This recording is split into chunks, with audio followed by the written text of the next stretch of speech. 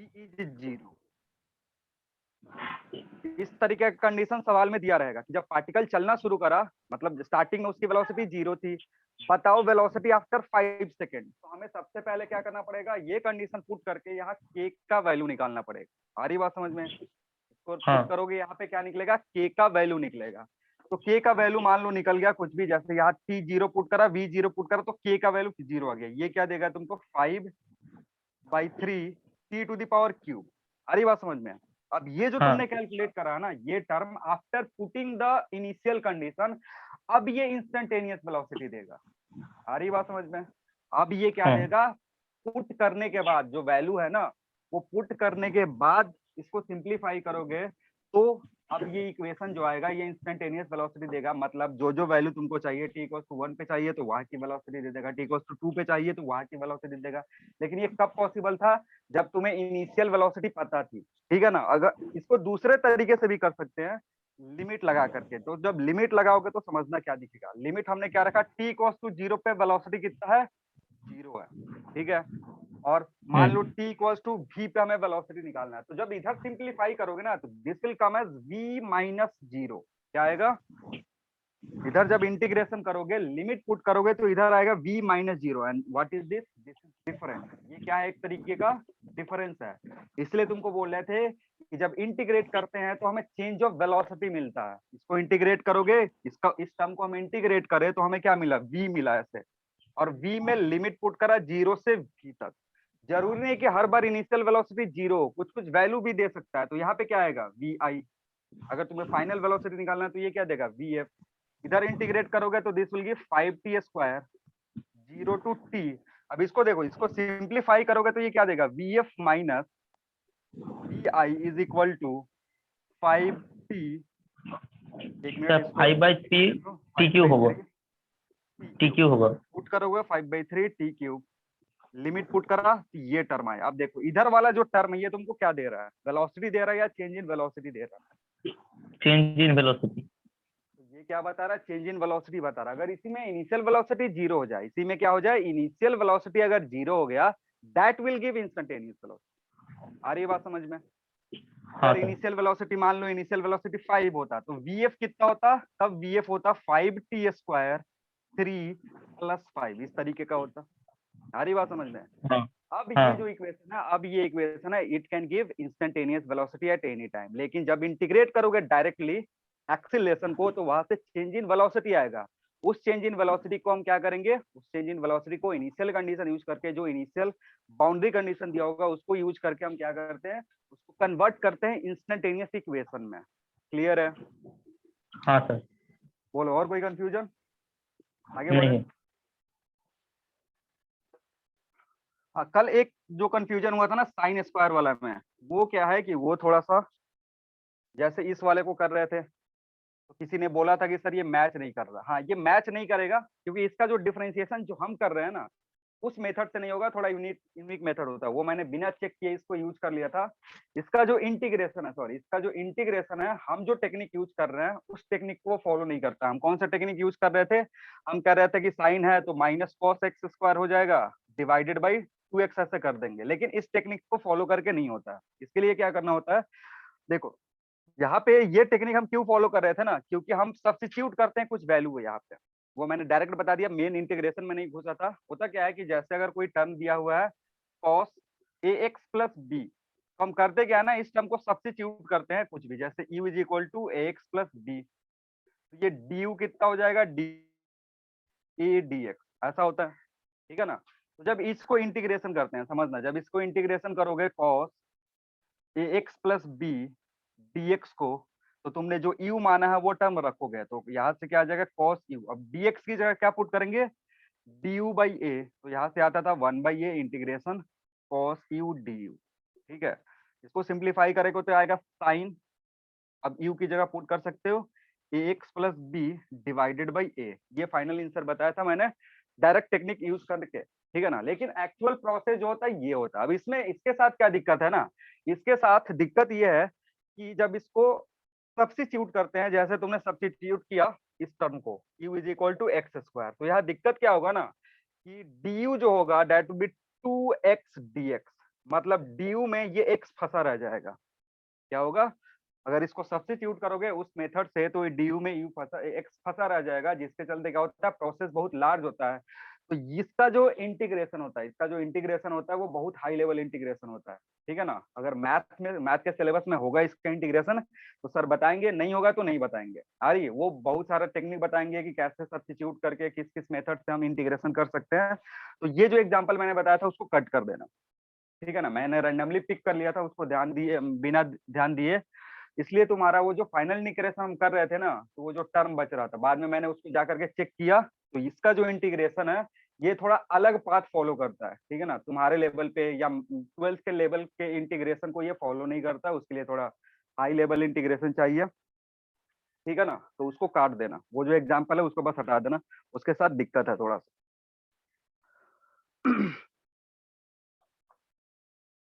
हो गया, आगे बढ़े। अब और किसी को कुछ डाउट है? नहीं सर। चलो अब ग्राफ के बारे में थोड़ा सा पढ़ते हैं।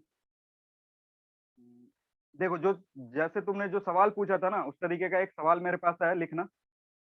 ग्राफ करने से पहले एक सवाल लिख लो, लिखना। If acceleration if acceleration of a body if acceleration of a body if acceleration of a body varies with time acceleration of a body varies with time as a equals to 3t square plus 2t plus 4, a equals to 3t square plus 2t plus 4, then find velocity at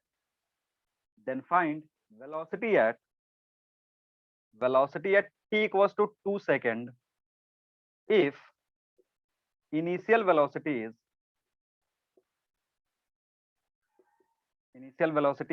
5 metre पर second. अगर ये condition नहीं देगा तो तुम उसको solve ही नहीं कर पाओगे।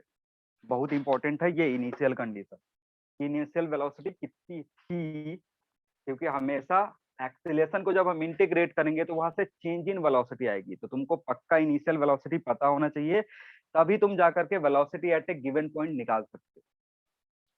ठीक है,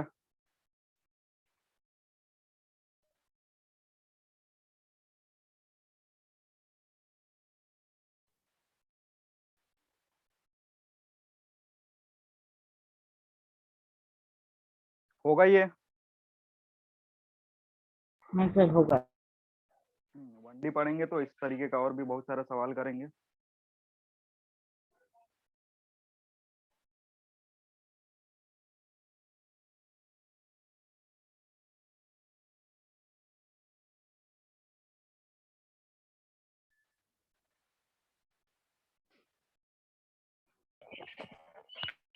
ट्वेंटी 25 मीटर पर सेकंड। 25 मीटर पर सेकंड स्क्वायर।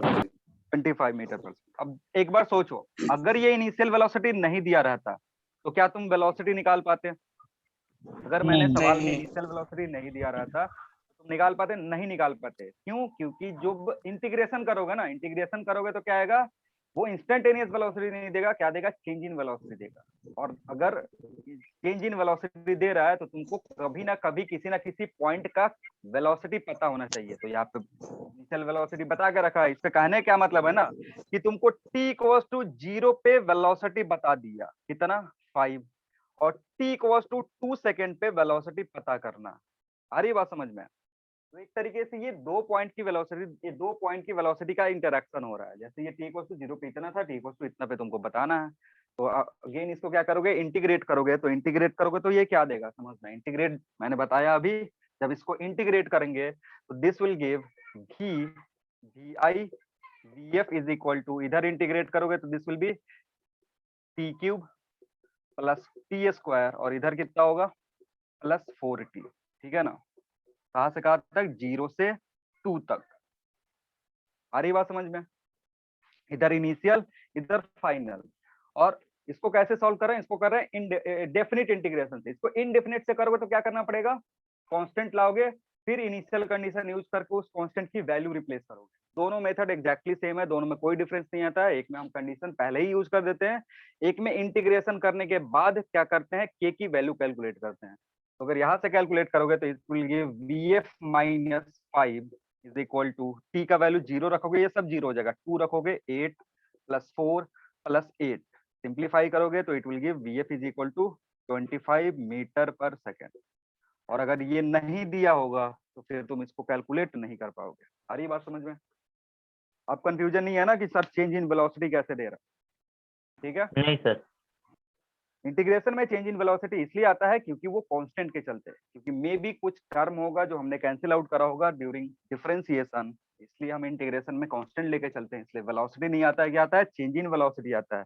वैसे ही जब वेलोसिटी को इंटीग्रेट करते हैं, जब वेलोसिटी को इंटीग्रेट करोगे तो क्या देगा, एक्स नहीं देगा, डेल्टा एक्स देगा। क्या देगा, एक्स मतलब होता है position, position of A particle at A given time.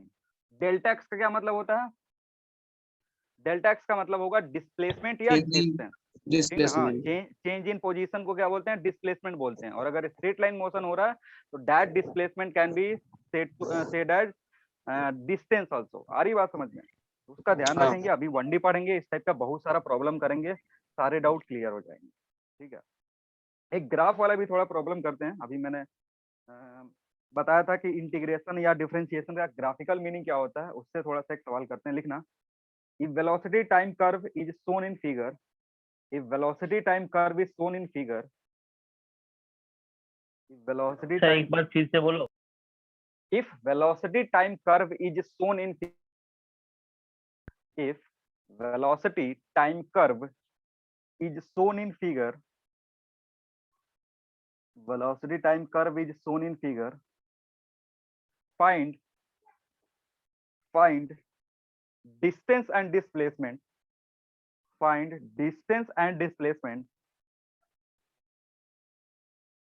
in 20 seconds, find distance and displacement in 20 seconds।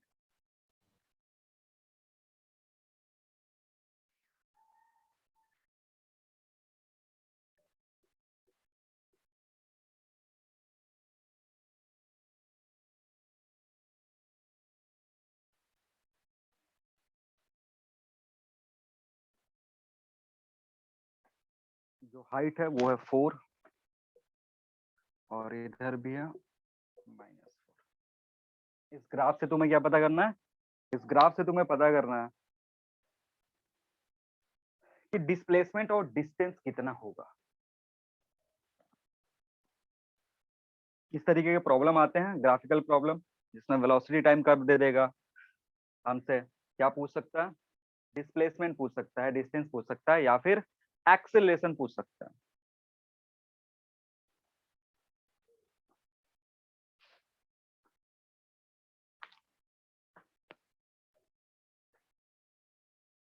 होगा?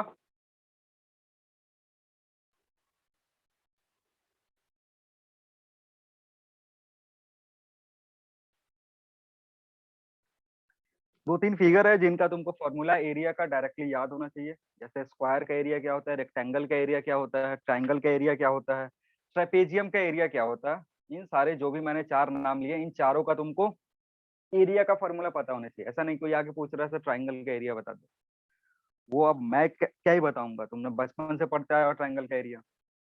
और ट्राइंगल का जो जितना फॉर्मूला है एरिया निकालने का, हीरोन फॉर्मूला या फिर वो √3 वाला फॉर्मूला है, वो सब याद रखना है, या हाफ बेस इनटू हाइट वाला सब याद रखना।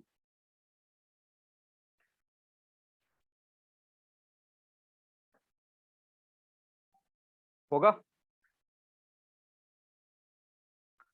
बोलो, हो पाएगा या सॉल्व करें? सर वो डिस्प्लेसमेंट 40 होगा क्या? डिस्प्लेसमेंट कितना? 30 40 डिस्प्लेसमेंट एक ने बताया 30, एक ने बताया 40। एक सही है, एक इसमें सही है। 30 जिसका भी, सर 40। हाँ, जिसका भी 30 नहीं, जिसका 30 आ रहा है उसका सही है। 40 वाले ने कुछ गलती करा, एक बार चेक कर लो।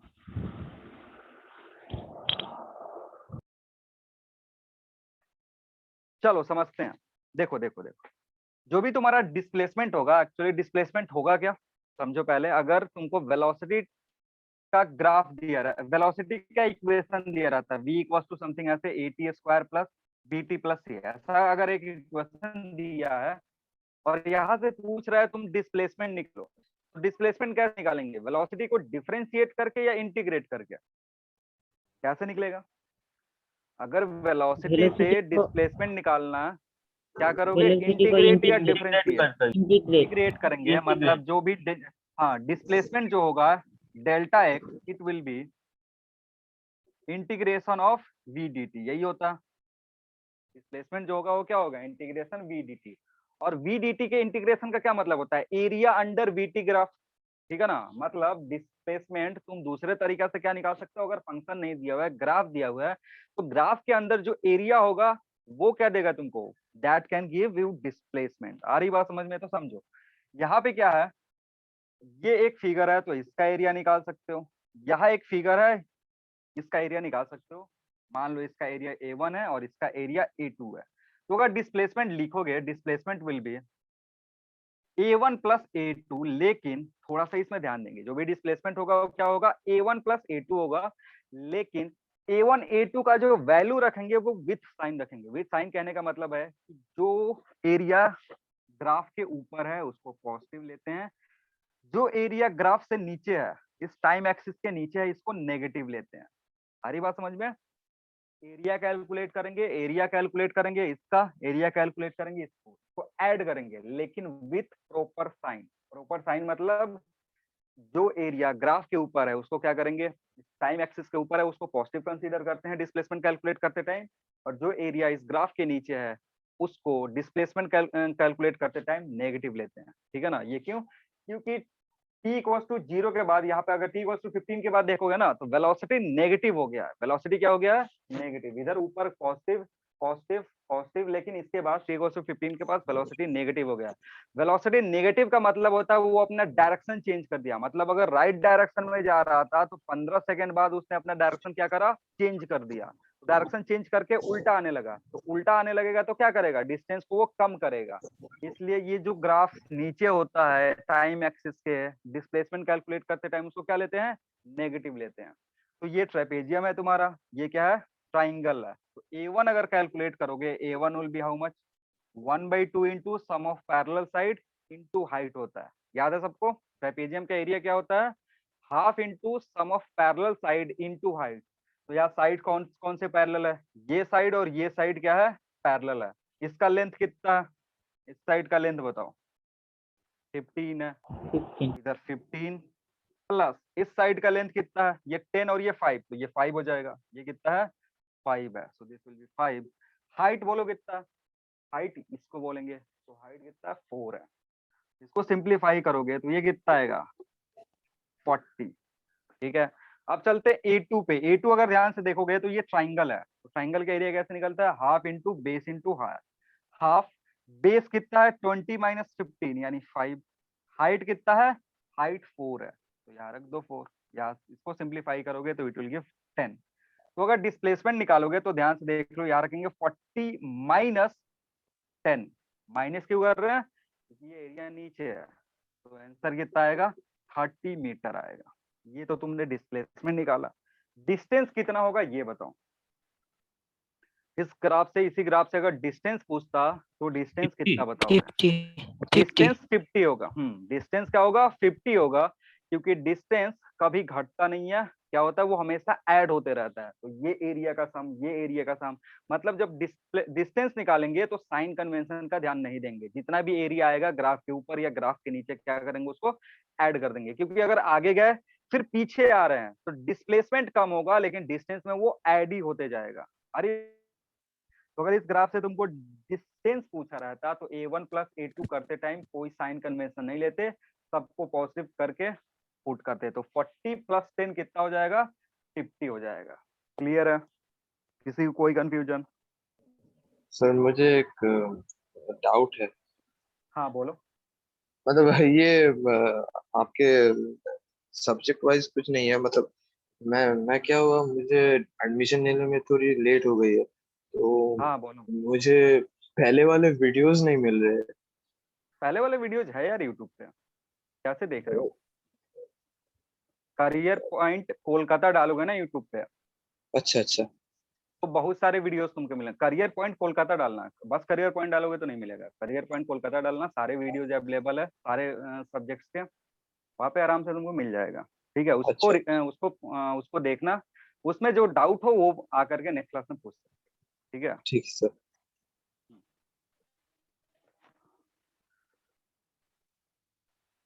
चलो तो इस टाइप के प्रॉब्लम दिखेंगे तुमको पूरे फिजिक्स में, ग्राफ से रिलेटेड प्रॉब्लम या फिर इंटीग्रेशन डिफरेंशिएशन से रिलेटेड प्रॉब्लम। तो जो इंटीग्रेशन डिफरेंशिएशन हम करेंगे वो बहुत ही बेसिक करेंगे, ठीक है ना। जो जो भी मैंने कराया है ये बहुत ही बेसिक इंटीग्रेशन डिफरेंशिएशन है। अभी जो मैथ वाले बच्चे हैं ना, उनको इससे एक तरीके से मैं बोल सकता हूँ 10 गुना हाई लेवल का इंटीग्रेशन पढ़ना होता है। जो मैथ के बच्चे प्रॉपर है उनको अभी तो मैंने कुछ पढ़ाया ही नहीं है, मैथ वाले तुमको बताएंगे कि एक्चुअल इंटीग्रेशन या डिफरेंशिएशन होता क्या है। ठीक है ना, हमें बहुत ही सिंपल इंटीग्रेशन डिफरेंशिएशन पढ़ना होता है, ज्यादा जरूरत नहीं पड़ती है, इसलिए हमने सिंपल सिंपल बता करके काम कर लिया। जहाँ पे थोड़ा सा टफ दिखेगा जिस पॉइंट पे, उस टाइम पे फिर से मैं थोड़ा सा एक्सप्लेन कर दूंगा जितने का जरूरत पड़ेगा। आधी बात समझे, परेशान नहीं होने की सर हमको मैथ नहीं आता है, मैं बायो का स्टूडेंट हूँ तो मेरा मैथ वीक है, कुछ नहीं होता है। मैथ प्लस माइनस ही बस यहाँ करना होता है। इंटीग्रेशन क्या है, समीशन है, तो प्लस माइनस ही तो कर रहे हो। ठीक है ना। चलो अब थोड़ा ग्राफ के बारे में पढ़ते हैं।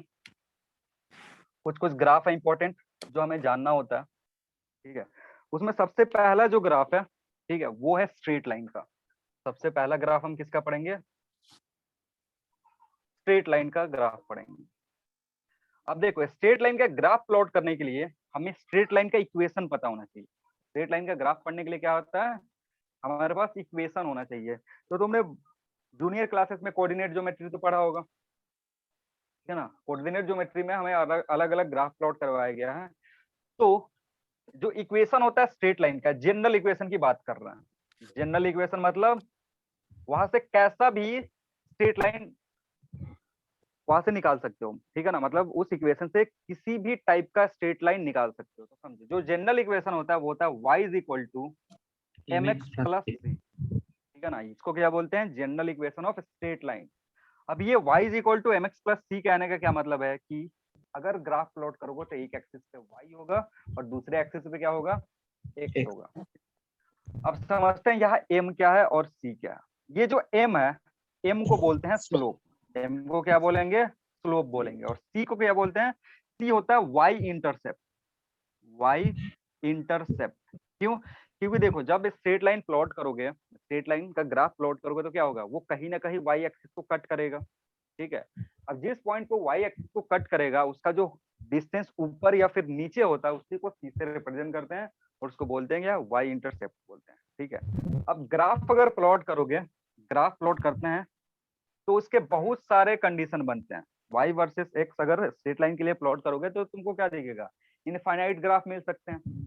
हम जो जो इंपॉर्टेंट ग्राफ है वही देखेंगे। सबसे पहला ये जो ग्राफ है, समझना, ये स्ट्रेट लाइन है, ये क्या है तुम्हारा, स्ट्रेट लाइन है। अब समझना, ये जो एंगल बना रहा है थीटा, ये जो एंगल बना रहा है किससे, एक्स एक्सिस से, ये जो स्ट्रेट लाइन एंगल बना रहा है थीटा, यही तुमको क्या देगा, स्लोप देगा। आ रही बात समझ में, ध्यान से सुन लो। ये एंगल थीटा तुमको क्या देगा, इसका tan निकालोगे तो वो स्लोप देगा। ठीक, अब देखो यहां से अगर स्लोप निकालना है तो slope will be what, tan theta. अब एक चीज और ध्यान रख लो कि अगर यहाँ ध्यान से देखोगे तो थीटा जो है that is greater than 90 degree. Theta क्या है, ग्रेटर देन 90 डिग्री है। तो इस केस में जो tan की वैल्यू होगी वो पॉजिटिव होगी या नेगेटिव होगी, नेगेटिव। नेगेटिव होगी। नेगेटिव होगी। मतलब ये जो स्ट्रेट लाइन है, दिस स्ट्रेट लाइन, इसका स्लोप कैसा है, नेगेटिव है। क्लियर। तो देखो, कभी कभी डायरेक्ट क्वेश्चन में देता है, बोलता है कि फाइंड द स्लोप, या स्लोप का यूज करके तुमको आगे का क्वेश्चन सॉल्व करना होता है। तो ग्राफ देख के हमें पता चलना चाहिए कि स्लोप पॉजिटिव होगा या नेगेटिव होगा। ग्राफ देखते ही क्या पता चल जाना चाहिए कि स्लोप नेगेटिव होगा या पॉजिटिव होगा। अब स्लोप नेगेटिव पॉजिटिव कैसे पता करते हैं, आराम से क्या करो, देखो ये एंगल कौन सा है, ये देखो डायरेक्शन कौन सा फॉलो कर रहे हैं, डायरेक्शन फॉलो कर रहे हैं anti clockwise. Anti clockwise direction में एक्स एक्सिस के साथ जो स्ट्रेट लाइन एंगल बनाएगा उसका tan तुमको क्या देगा, स्लोप देगा। तो अगर थीटा यहाँ पे ग्रेटर देन 90 डिग्री है तो tan क्या होता है, नेगेटिव। अगर थीटा लेस देन 90 होगा तो ये tan क्या हो जाएगा, पॉजिटिव Positive. होगा। तो अभी जो मैंने ग्राफ प्लॉट करा है यहाँ पे क्या है, यहाँ पे स्लोप नेगेटिव है। तो एक तरीके से बोल सकते हो ये जो स्ट्रेट लाइन है इसका स्लोप नेगेटिव है, साथ ही साथ ये वाई एक्सिस को यहाँ पे कट कर रहा है। वाई एक्सिस को कहाँ पे कट कर रहा है, इस पॉइंट पे। और ये पॉइंट का जो कोऑर्डिनेट होगा that coordinate will be c. कहाँ पे कट करेगा, अगर इस पॉइंट पे कट कर रहा है तो इसका कोऑर्डिनेट कितना होगा, सी होगा। आ रही है बात समझ में। तो ये एक तुम्हारा मैंने ऐसा ही आर्बिट्ररी स्ट्रेट लाइन इक्वेशन लिया, वहां से एक ग्राफ ड्रॉ करा है। इस ग्राफ से क्या पता चल रहा है कि ये पॉइंट सी है और इसका स्लोप कैसा है, नेगेटिव है। अगर पॉजिटिव स्लोप का प्लॉट करोगे, प्लॉट करते जाना साथ ही साथ में, ये ए है। अगर नेगेटिव स्लोप का प्लॉट, ये पॉजिटिव स्लोप का प्लॉट करोगे तो क्या होगा, कुछ इस तरीके का। ठीक है, क्योंकि थीटा इस बार क्या होना चाहिए, ये वाई है तुम्हारा, ये एक्स है और ये थीटा। स्ट्रेट लाइन के लिए क्या है, ये थीटा। अब जरूरी नहीं कि ये स्ट्रेट लाइन ना यहीं पे खत्म हो रहा है, ये मे भी आगे भी जा सकता है और मे भी इधर भी इसको एक्सटेंड कर सकते हैं। हरी बात समझ में। अब यार थीटा जो है this is less than 90 degree. तो अगर लेस देन 90 डिग्री है तो tan थीटा जो होगा वो m के बराबर होगा और m विल बी पॉजिटिव। मतलब इस तरीके का कोई भी ग्राफ अगर तुमको दिख रहा है स्ट्रेट लाइन का, वो जो ग्राफ है that graph have positive slope. Clear है। अब यहाँ पे इंटरसेप्ट कैसे देखोगे कि कितना इंटरसेप्ट है, माइनस कैसे है देखोगे, नीचे माइनस में है। क्यों, क्योंकि अब देखो ये ऊपर तो कहीं कट करेगा नहीं, क्योंकि एक्सटेंड करोगे तो आगे जाएगा, इसलिए मैंने इसको आगे एक्सटेंड करा। अब अगर आगे एक्सटेंड करोगे तो देखोगे कि ये कहाँ कट कर रहा है, यहाँ पे कट कर रहा है, जो कि -c देगा। क्लियर है। तो इसका जो इक्वेशन होगा उसमें c की वैल्यू पुट करेंगे, उसमें n की वैल्यू पुट करेंगे, तो y = mx + c हमें मिल जाएगा। क्लियर। ये दो तरीके का ग्राफ है, एक में पॉजिटिव स्लोप, एक में नेगेटिव स्लोप ड्रॉ कर दिया मैंने। क्लियर है। c जो है, c क्या होता है वो भी एक्सप्लेन कर दिया। आ रही बात समझ में। हाँ सर ठीक है। कभी कभी क्या होता है कि ये जो ग्राफ है, ये बी लिख लेना इस पे। स्ट्रेट लाइन जो है अगर यहाँ से पास कर, सी केस में कर रहे हैं, स्ट्रेट लाइन अगर कुछ ऐसा दे दिया,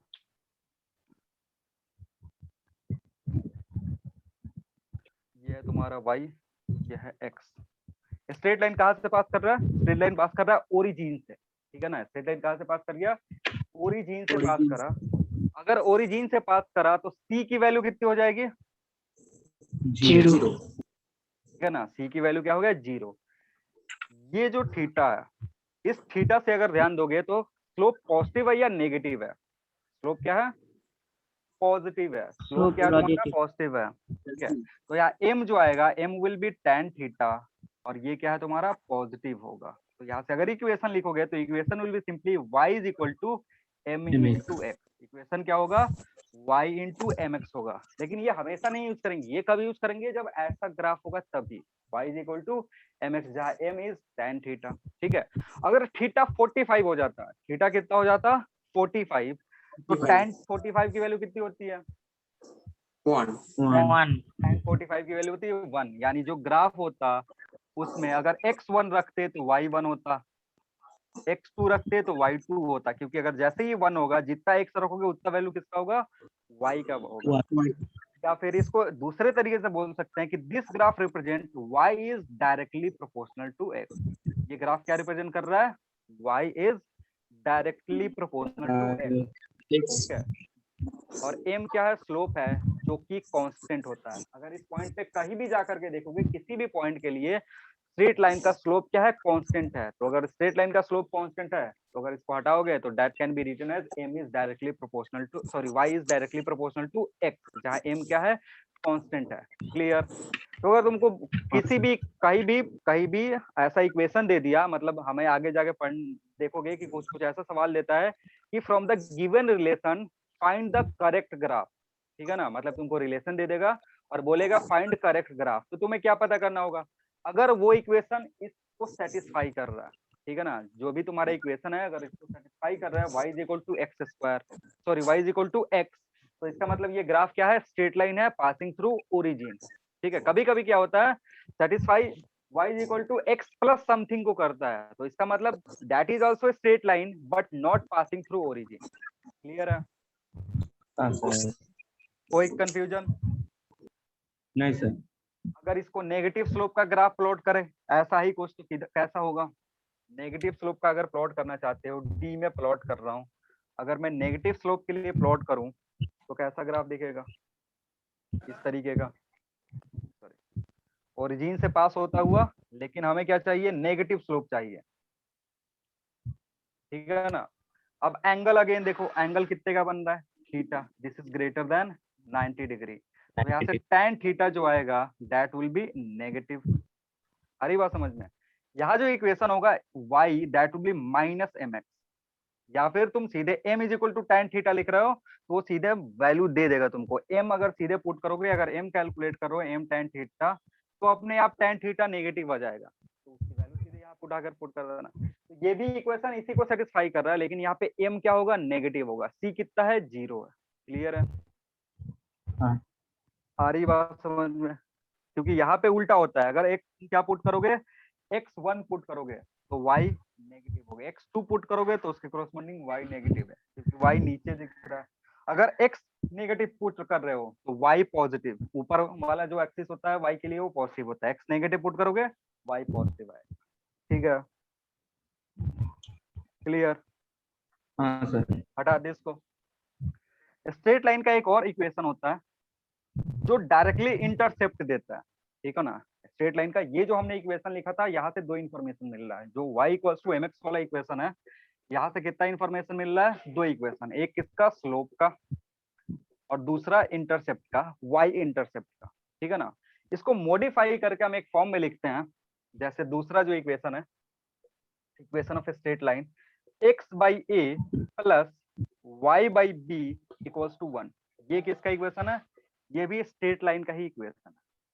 समझना, ये भी किसका इक्वेशन है? स्ट्रेट लाइन का इक्वेशन है। x by a plus y by b b equals to 1। यहाँ ध्यान रखना, यहाँ कितना है? 1 है।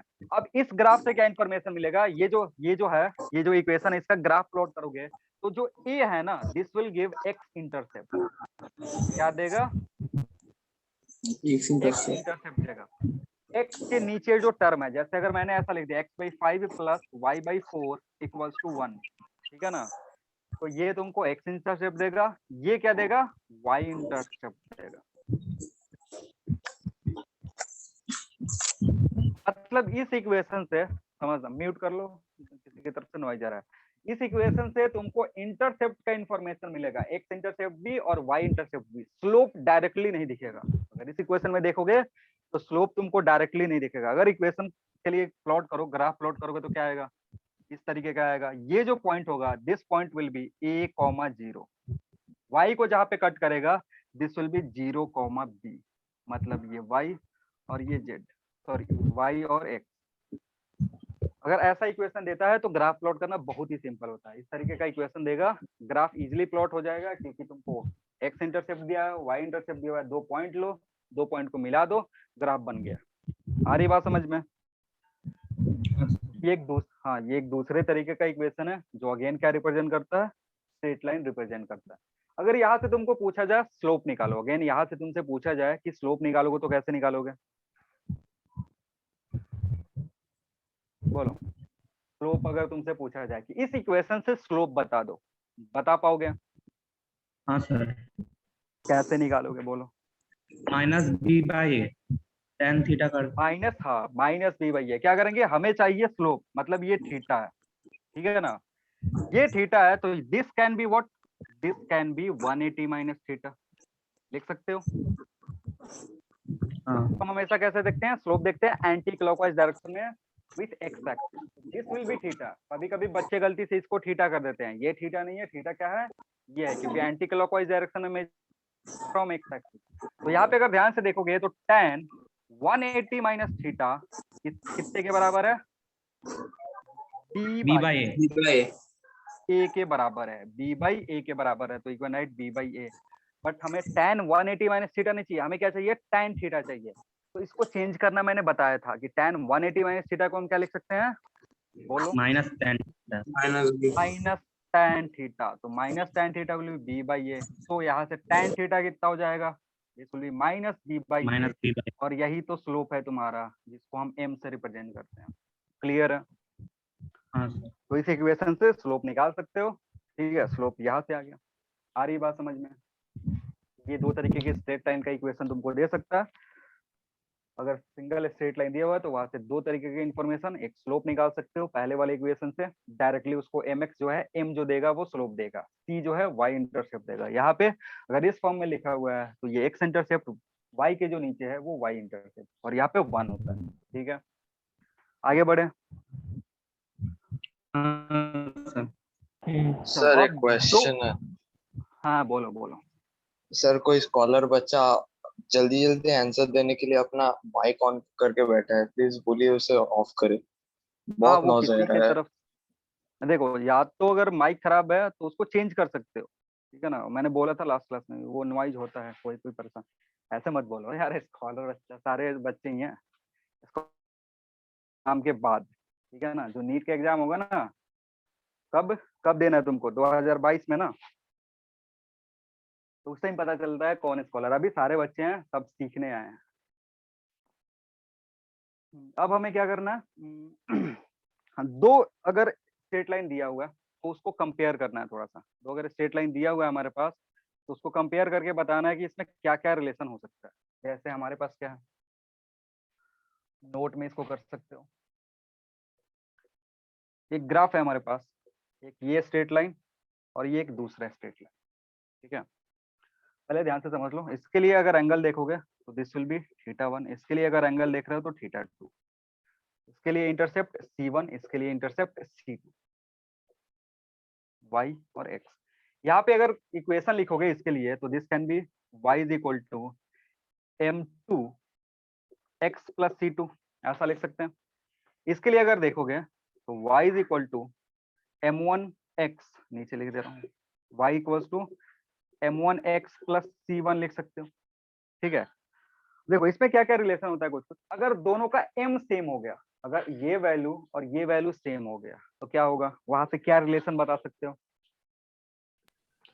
Parallel straight parallel line. Slope. हाँ, स्लोप होने इक्वल होने का मतलब होता है कि ये जो एंगल बना रहा है और ये जो एंगल बना रहा है वो दोनों क्या हो गया, सेम हो गया। ये जो एक्स एक्सिस से एंगल बना रहा है वो, और ये जो एक्स एक्सिस से एंगल बना रहा है वो सेम हो गया। इसका मतलब जो दोनों स्ट्रेट लाइन होगा वो पैरेलल होगा। मतलब अगर m1 और m2 की वैल्यू सेम हो जाए तो स्ट्रेट लाइन जो होगा वो कैसा होगा, पैरेलल होगा। तो यहाँ पे लिखेंगे पहले नोट में .1, ये पहले जल्दी से ड्रॉ कर लो, इसके बाद का कंपैरिजन सब लिखना शुरू करेंगे। हो गया, हटा दे। चलो समझना, पहला कंक्लूजन है कि if m1 is equal to m2, अगर m1 किसके बराबर हो जाए, m2 के बराबर हो जाए, मतलब स्लोप इक्वल हो जाए। स्लोप इक्वल होने का मतलब है दोनों जो एंगल बना रहे हैं एक्स एक्सिस के साथ वो क्या है, सेम है। तो इसका मतलब होता है both straight lines are parallel. ठीक है, दोनों स्ट्रेट लाइन क्या होगा, पैरेलल होगा। तो अगर इसके लिए ग्राफ प्लॉट करोगे तो ग्राफ में भी लाइक दिस, इसके लिए थीटा, इसके लिए भी थीटा, ये एक्स, इधर वाई, ये तुम्हारा स्ट्रेट लाइन 2 है। इसके लिए जो इक्वेशन होगा it will be y is equal to m x plus c2, इसके लिए जो इक्वेशन होगा it will be y mx plus c1। Intercept अलग अलग है लेकिन स्लोप दोनों का क्या है, सेम है, क्योंकि ये थीटा ये थीटा। ठीक है,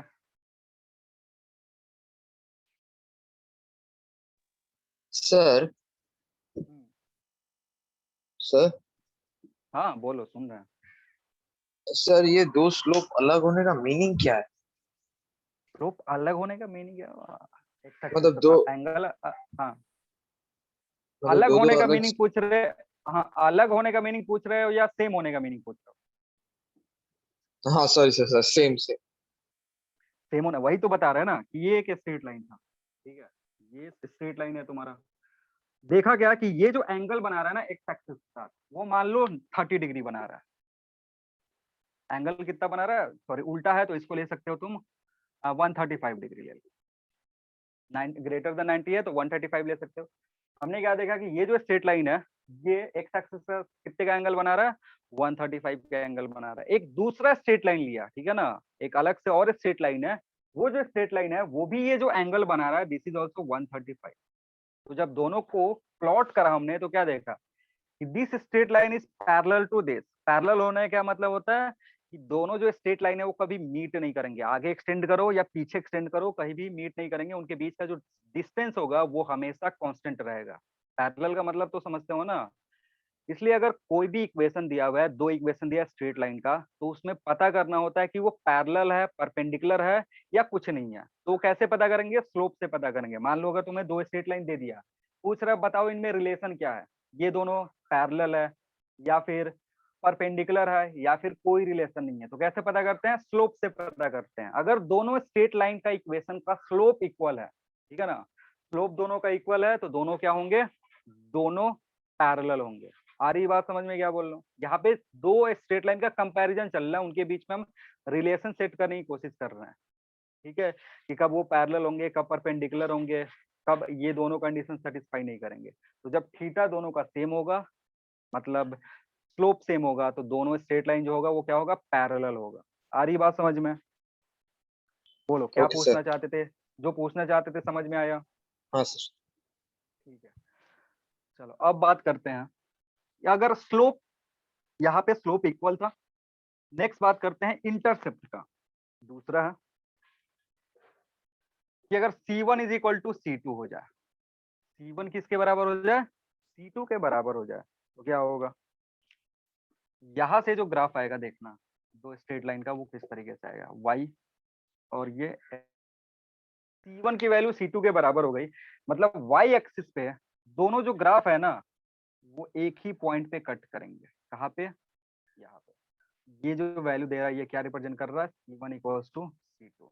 यहाँ पे स्लोप अलग है, θ1 θ2। मतलब अगर तुमको ऐसा इक्वेशन दिया है y is equal to m1x plus c, और दूसरा इक्वेशन जो होगा वो भी क्या होगा, y is equal to m2x plus c। यहाँ पे इंटरसेप्ट दोनों सेम है। m1 m2 अलग अलग क्यों है, क्योंकि जो एंगल बना रहा है यहाँ पे ये दोनों क्या है, अलग अलग है, ठीक है। तो अगर दो स्ट्रेट लाइन है जिनका जिनका इंटरसेप्ट सेम है, y इंटरसेप्ट सेम है, तो एक कॉमन पॉइंट पे मीट करेंगे, ठीक है। ये दोनों इस पॉइंट पे एक दूसरे को क्या कर रहे हैं, इंटरसेक्ट कर रहे हैं, ठीक है ना। तो कभी कभी क्या होता है कि दो स्ट्रेट लाइन होता है, उसको तुम्हें पता करना होता है किस पॉइंट पे इंटरसेक्ट कर रहा है, और इंटरसेक्शन पॉइंट हमारा आंसर होता है, ठीक है, या जो भी इंटरसेक्शन पॉइंट को हम यूज करके उसको सॉल्व करते हैं। तो ये दोनों कहाँ पे इंटरसेक्ट कर रहा है, यहाँ पे कर रहा है। क्यों, क्योंकि इनका जो y इंटरसेप्ट है c दोनों के लिए सेम है। आ रही बात समझ में, क्लियर, जल्दी बोलो आगे बढ़ेंगे। हाँ सर। अब बात करते हैं कंडीशन नंबर सी का। कंडीशन नंबर सी है कि अगर m1 इंटू m2 बराबर हो -1 के, क्या लिखा है, स्लोप का प्रोडक्ट किसके बराबर हो, -1 के, तो क्या रिलेशन होगा, किसी को कोई आइडिया। परपेंडिकुलर होगा। परपेंडिकुलर होगा। परपेंडिकुलर होगा, दोनों जो स्ट्रेट लाइन होगा वो क्या होगा, परपेंडिकुलर। देखिए स्लोप के इन्फॉर्मेशन से हमें बहुत सारी चीजें पता चल रही है। अगर स्लोप पता होगा तो तुम बता सकते हो दो लाइन स्ट्रेट लाइन पैरेलल है या पैरेलल नहीं है। तो अगर यहाँ रिलेशन देखो, अगर स्लोप का प्रोडक्ट मतलब m1 एक स्ट्रेट लाइन का स्लोप था, m2 एक दूसरे स्ट्रेट लाइन का स्लोप था, उन दोनों को मल्टीप्लाई कर रहे हैं, और अगर वो -1 के बराबर आ गया तो इसका मतलब दोनों जो स्ट्रेट लाइन है वो क्या है, एक दूसरे पे परपेंडिकुलर है। मतलब अगर इस तरीके के ग्राफ प्लॉट कर रहे हो, समझना, एक स्ट्रेट लाइन है हमारे पास ये, ठीक है, इस पे एक दूसरा स्ट्रेट लाइन है जो कि परपेंडिकुलर है।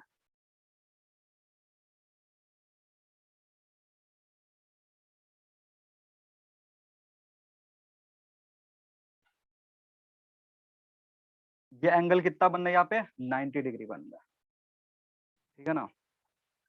ये दोनों स्ट्रेट लाइन क्या है, परपेंडिकुलर है एक दूसरे पे। तो ध्यान देना, अगर ये एंगल बना रहा है थीटा, ये एंगल कितना बना रहा है, थीटा बना रहा है, तो ये कितने का एंगल बनाएगा तुम बताओगे? ये दोनों एक दूसरे पे परपेंडिकुलर है। अगर ये थीटा है तो यहाँ पे जो एंगल बनेगा वो कितना होगा? 180 माइनस थीटा होगा। यहाँ जो एंगल बनेगा वो कितना होगा? 180 माइनस थीटा होगा। और ये 90 है। तो यहाँ पे जो ट्राइंगल बन रहा है ना, उसके दो एंगल पता है तुमको, तो तीसरा एंगल निकाल सकते हो। और वो जो थर्ड एंगल होगा that will B slope of this graph. ये ग्राफ 1 है और ये ग्राफ 2 है। तो समझना, जो ग्राफ है इसका थीटा दिया हुआ है, इसका हमें रिलेशन पता करना है ताकि हम ये प्रूफ कर सकें। जो लिखा हुआ है m1 इंटू m2 को प्रूफ करना है। समझना, ये थीटा है तो इस एंगल को क्या लिख सकते हो? 180 माइनस थीटा लिख सकते हो। और ये 90 है तो this angle will be what? जल्दी बोलो। Theta minus 90। Theta minus 90। अगर नहीं समझ में आ रहा तो क्या कर दो, ऐसे कर दो ना, 180 प्लस थीटा प्लस 90, सॉरी यहाँ माइनस थीटा प्लस 90। ये एंगल तुमको निकालना है तो इसको थीटा डैश ले लो। ये 180 के बराबर होना चाहिए, है कि नहीं? ट्राइंगल का जो भी एंगल्स है उसके सम करते हैं तो कितना आता है? 180 आता है ना। तो ये एंगल कितना है? 180 है। ये एंगल कितना है? 90 है। ये एंगल तुम्हें निकालना है जिसको मैंने थीटा डैश लिखा हुआ है। तो 180 एक दूसरे को खा जाएगा, बचेगा क्या? थीटा जो होगा, theta dash it will B, इसको इधर ले जाओ तो क्या हो जाएगा? थीटा माइनस 90, है कि नहीं? बोलो। उसको उधर ले गए ना तो थीटा प्लस हो गया, 90 माइनस हो गया। तो this can be written as what? Theta minus 90। तो अगर अब स्लोप निकालोगे, स्लोप अगर निकाल ले हो तो पहले वाले का स्लोप कितना है? पहले वाले का स्लोप है tan 180 माइनस थीटा। ये किसका स्लोप है? लाइन M2 का। ये तुम्हारा M2 है। दूसरे वाले का अगर कैलकुलेट करोगे, दूसरे वाले का कैलकुलेट करा M1, तो this will B tan theta minus 90। ठीक है, अब इसको सिंप्लीफाई करोगे तो कितना आएगा? tan theta minus 90 can be written as tan theta minus 90 minus be cos theta minus minus cot theta. Minus cot theta. ये क्या हो सकता है? Minus cot theta. बहुत सारे लोग परेशान होंगे कि ये कैसे लिख दी। परेशान हो? ना सर। कोई ऐसा है जो परेशान है? नहीं है ना? अरे हो तो बता दो, सिंपल एक बार और एक्सप्लेन कर देंगे। इसका कितना लिखोगे? सर, M2 कितना लिख M2 सकते हो? M2 बताओ कितना लिख सकते हो? Minus tan theta. सर वो माइनस tan थीटा होगा ना फर्स्ट?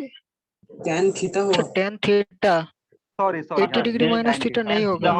हाँ ठीक ठीक ठीक, समझ गए। थीटा हमने ये लिया था तो ये सीधे tan थीटा हो जाएगा। अब इन दोनों को मल्टीप्लाई करो, M1 और M2 को मल्टीप्लाई करो, कितना होगा? -1। M1 और M2 को मल्टीप्लाई करा, कितना आया? -1 है, क्योंकि tan theta into cot theta 1 होता है। यहाँ पे -1 पहले से लगा हुआ है, ये -1 यहाँ दिखेगा।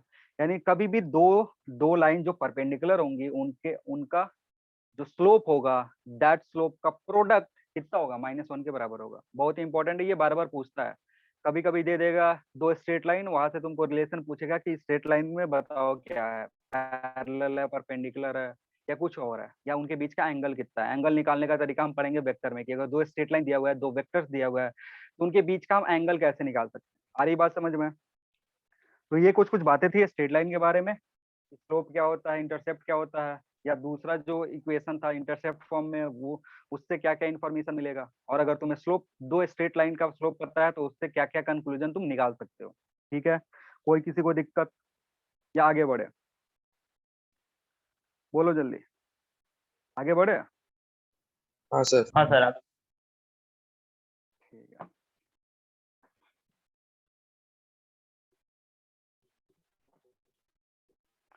जाते जाते दो मैं सवाल पूछ दे रहा हूँ तुमसे, सिंपल सा सवाल है, बच्चों वाला।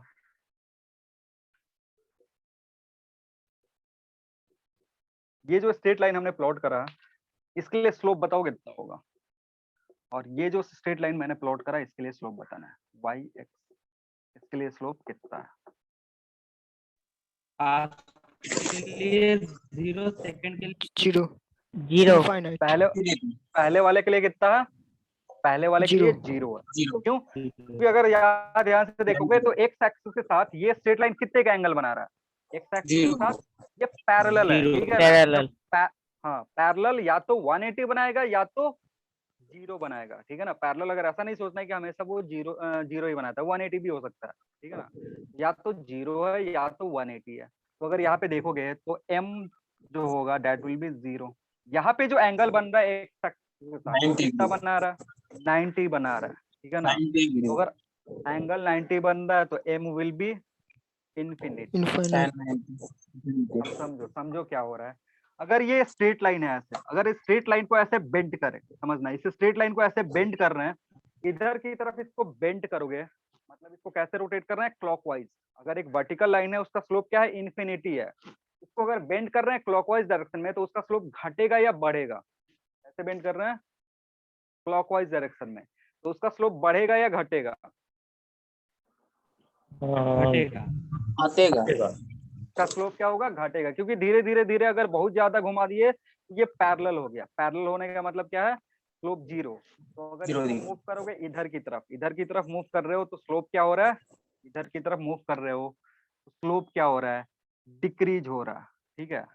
इधर पॉजिटिव में, क्योंकि इधर मूव करोगे थीटा लेस देन 90 डिग्री होगा। अगर इसी को इधर मूव करे हुए तो भी स्लोप क्या होगा, डिक्रीज होगा, लेकिन उस केस में स्लोप क्या हो जाएगा, नेगेटिव हो जाएगा। इधर मूव करोगे तो क्या मिलेगा तुमको, नेगेटिव स्लोप, डिक्रीज। इधर मूव करोगे तो क्या होगा, पॉजिटिव स्लोप डिक्रीज करेगा। क्लियर है, जल्दी बोलो, कोई कंफ्यूजन किसी को। सर एक क्वेश्चन है हाँ बोलो। सर, किसी भी ग्राफ पे अगर m 90 डिग्री हुआ तो वो क्या इन्फिनिटी होगा, अगर 90 डिग्री का स्लोप बनाता है तो? 90 डिग्री का स्लोप, 90 डिग्री का स्लोप बनाएगा तो हाँ इन्फिनिटी। जैसे ये जो y वर्सेस x का ग्राफ है, x एक्स के साथ अगर एंगल 90 डिग्री है, मतलब वो x को किसी एक पॉइंट पे कट कर रहा है, तो इसका इक्वेशन लिखोगे तो क्या होगा, यहाँ पे अगर इसका इक्वेशन लिखोगे तो it will be simply x is equal to e। x कितने के बराबर हो गया, e के बराबर हो गया। तो अगर इसको कंपेयर करोगे y is equal to mx वाले फॉर्मूला से, तो यहाँ पे m क्या आएगा, इन्फिनिटी आएगा। अगर इस इधर देखोगे तो इधर क्या है, y is equal to b है। इसका अगर इक्वेशन लिखोगे तो इसके लिए इक्वेशन क्या होगा, y is equal to b. Again इसको कंपेयर करोगे y is equal to mx plus c वाले से, तो इसका मतलब क्या है, यहाँ पे m जीरो है। आ रही बात समझ में। और कोई भी लाइन है, any line, any straight line which is parallel to x y axis, any straight line which is parallel to y axis, उसका जो स्लोप होता है दैट विल बी इन्फिनिटी, ठीक है। क्योंकि ये स्लोप कितना, बहुत ये खड़ा स्लोप है, ठीक है, इसलिए इन्फिनिटी है। ये any line parallel to x axis, उसका स्लोप कितना होता है, जीरो होता है। क्लियर, आगे बढ़े। चलो अब चलते हैं सर्किल के इक्वेशन पे। इक्वेशन ऑफ सर्कल समझते हैं। तो नेक्स्ट जो तुम्हारा ग्राफ होगा वो होगा सर्किल के लिए।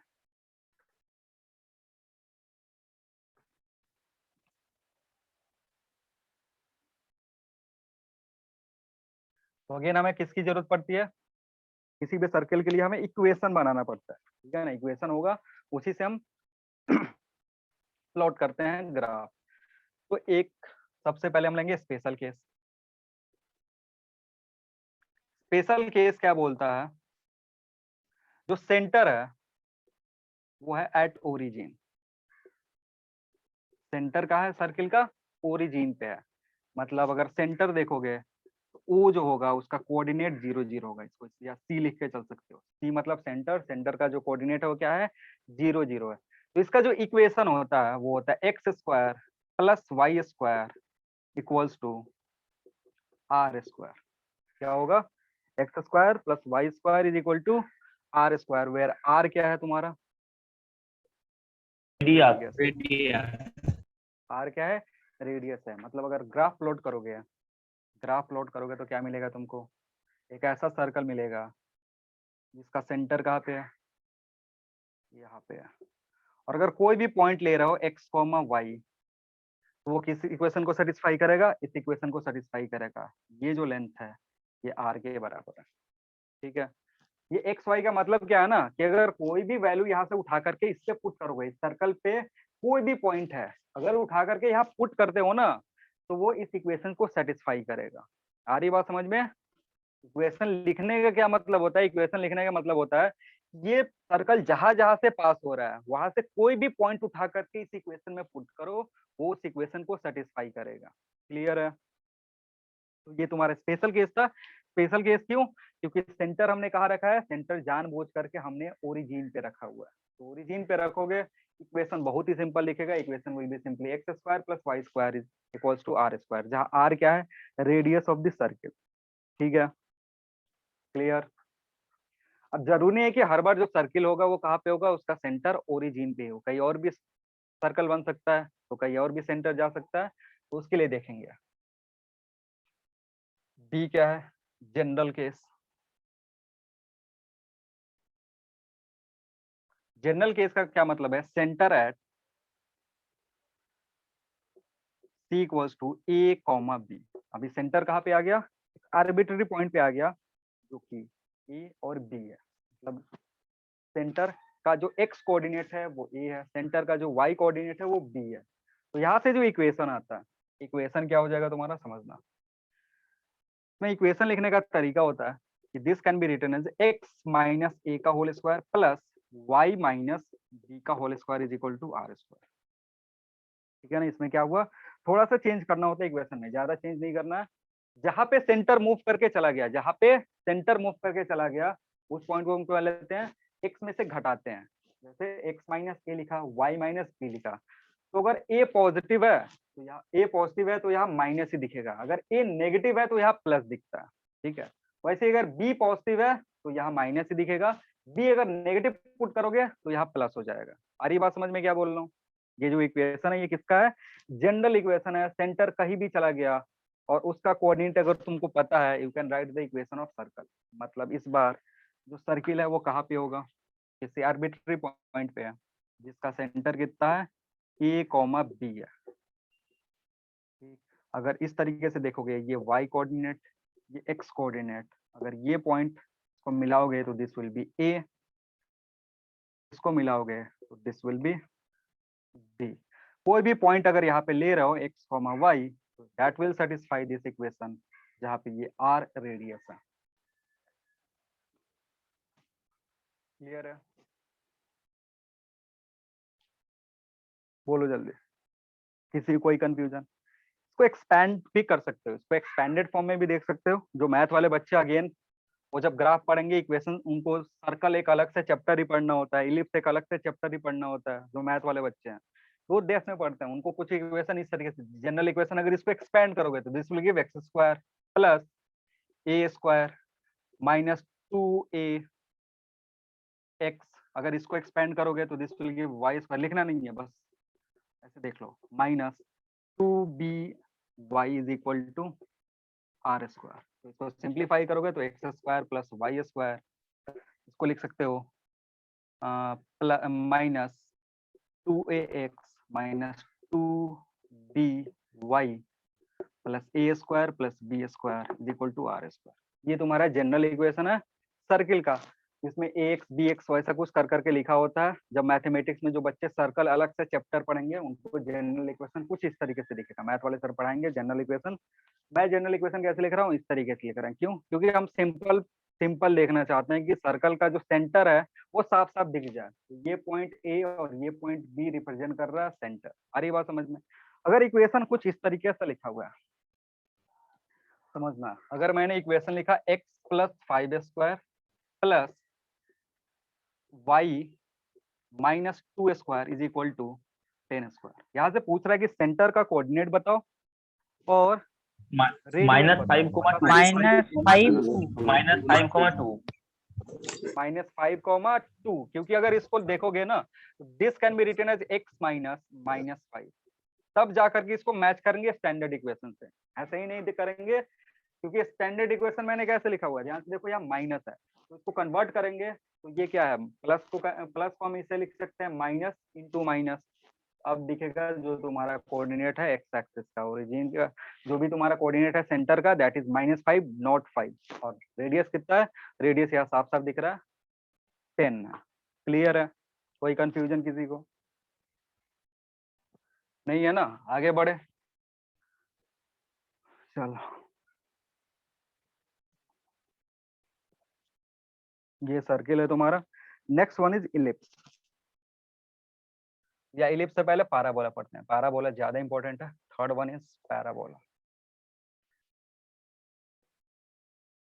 आप समझते हैं पैराबोला बहुत इंपॉर्टेंट है फिजिक्स के नजरिए से, क्योंकि पैराबोला के इक्वेशन हम जब भी 1D मोशन पढ़ेंगे, 1D मोशन में फ्री फॉल पढ़ते हैं या मोशन अंडर ग्रेविटी पढ़ते हैं, तो वहां पे जो ग्राफ बनता है वो पैराबोलिक ग्राफ बनता है। तो वो ग्राफ क्या करता है, उसका जो इक्वेशन आता है, पोजीशन का जो इक्वेशन आएगा, मतलब डिस्प्लेसमेंट या डिस्टेंस का जो इक्वेशन आता है, वो पैराबोलिक नेचर का होता है। ठीक है, पैराबोलिक नेचर का ग्राफ होगा। तो अब इक्वेशन किस तरीके का होना चाहिए पैराबोला के लिए वो समझेंगे। ठीक है, सबसे पहले मैं कुछ एग्जांपल दे रहा हूँ पैराबोला का। ए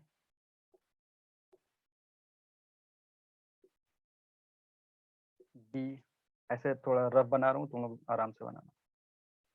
सी और ये हो गया डी। ठीक है, ये जो चारों ग्राफ है इसमें एक चीज कॉमन है। ये जो चारों ग्राफ है इसमें क्या कॉमन है, सबसे पहले देखोगे कि इनका जो वर्टेक्स है वो कहाँ पे टच कर रहा है, जो भी वर्टेक्स है वो कहाँ पे टच कर रहा है, ओरिजिन पे। ओरिजिन पे टच कर रहा है। ठीक है, तो मतलब हम इक्वेशन अगर लिखेंगे, y और x का रिलेशन लिखेंगे, तो उसको वो जो इक्वेशन है वो 0 0 को सेटिस्फाई करना चाहिए। मतलब देखो इसके लिए तुमने पढ़ा होगा एक सिंपल सा equation y is equal to x square, और इसका ग्राफ प्लॉट करते हैं क्या आता है, पैराबोलिक ग्राफ आता है। ठीक है ना, अगर इसका ग्राफ प्लॉट करोगे कैसा आएगा, पैराबोलिक ग्राफ आएगा कुछ इस तरीके का। ठीक है, ये जो ग्राफ है अगर इसको मैं ऐसे लिखूं y is equal to something a x square, तो भी जो ग्राफ होगा वो कैसा होगा, जो भी ग्राफ होगा वो अगेन पैराबोलिक होगा। जो भी ग्राफ होगा वो क्या होगा, अगेन पैराबोलिक होगा। हल्का सा या तो इधर की तरफ शिफ्ट करेगा या तो बाहर की तरफ शिफ्ट करेगा। ये मल्टीप्लाई जब करता है ना कोफिशिएंट मल्टीप्लाई करने के चलते या तो ग्राफ ऐसे सिकुड़ जाता है या तो ऐसे एक्सपैंड हो जाता है। वो डिपेंड करता है ए पे कि ए कैसा है। क्लियर है? तो सबसे पहला जो सिंपल पैराबोलिक इक्वेशन है, सिंपल पैराबोलिक इक्वेशन, सबसे आसान सा पैराबोलिक इक्वेशन जो है दैट इज, मैं इसको 1 लेकर चल रहा हूँ, y is equal to x square. इससे आसान कोई पैराबोलिक इक्वेशन नहीं है। अगर इसका ग्राफ प्लॉट करोगे, इसका ग्राफ हम प्लॉट करते हैं तो कैसा दिखता है, इस तरीके का। अब देखो पैराबोलिक इक्वेशन की एक बात है, जैसे ये इक्वेशन अगर लिखा हुआ है, ये तुम्हारा एक्स एक्सिस है, ये वाई एक्सिस है। तो अगर x की वैल्यू कुछ भी रखोगे, x की वैल्यू कुछ भी रखोगे, मतलब माइनस रखो या प्लस रखो, y का जो वैल्यू है वो क्या है, हमेशा पॉजिटिव है। y किधर है, हमेशा पॉजिटिव है। आ रही बात समझ में, x 1 रखो -1 रखो, दोनों वैल्यू क्या होगा, पॉजिटिव होगा। 2 रखो -2 रखो, वैल्यू क्या होगा, पॉजिटिव होगा। मतलब अगर तुमको इस तरीके ग्राफ दिया हुआ है तो जो अम्ब्रेला खुलेगा, ये एक तरीके का उल्टा अम्ब्रेला है। उल्टा छाता जो खुल रहा है वो किसपे खुल रहा है, y पे है। स्क्वायर किसका, x का।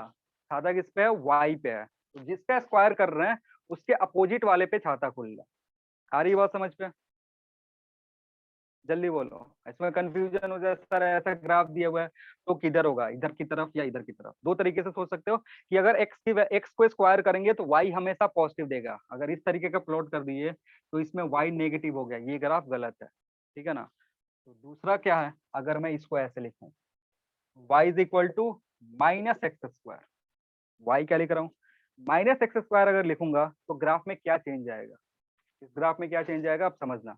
जो भी वैल्यू हम पुट कर रहे थे ना, जो भी वैल्यू हम पुट कर रहे थे उसके चलते ग्राफ ऊपर आ रहा था जब ये कंडीशन था। जैसे ही माइनस से मल्टीप्लाई करते हैं ग्राफ क्या होता है, मिरर इमेज बना देता है नीचे की तरफ। नेगेटिव वाई में क्या कर देगा, मिरर इमेज बना देगा। मतलब इसका अगर ग्राफ प्लॉट करोगे this will be like this, x इधर वाई इधर।